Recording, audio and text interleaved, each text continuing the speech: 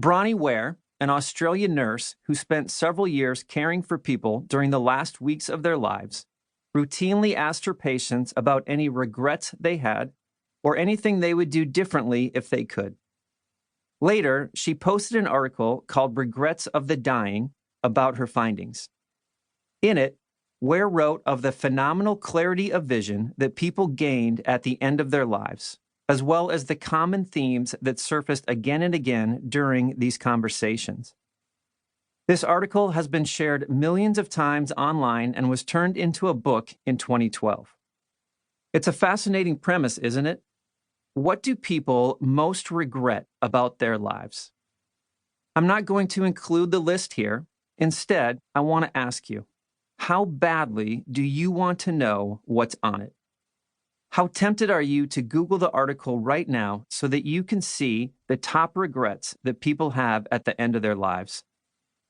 And more importantly, where does that desire to know the regrets of the dying come from? Isn't the strength of your interest proof that you're concerned that your life might be wasted? Why did a list about other people's dying regrets go viral?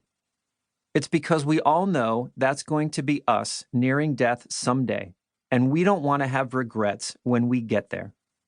And also, I believe, because we're already starting to have regrets about our life choices.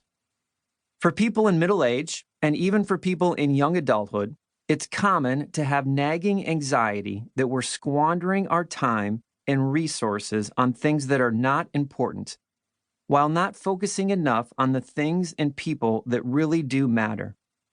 And we can easily imagine that we'll be sorry about it someday if we don't make a change.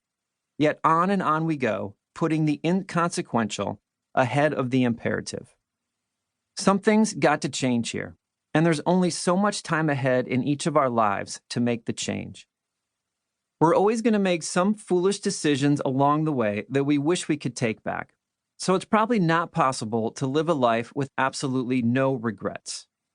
But it most certainly is possible to make changes that take us off the easy path of immersing ourselves in the ordinary and the immediate, and put us onto a more intentional path that leads to a life that satisfies and resonates beyond our own mortal existence.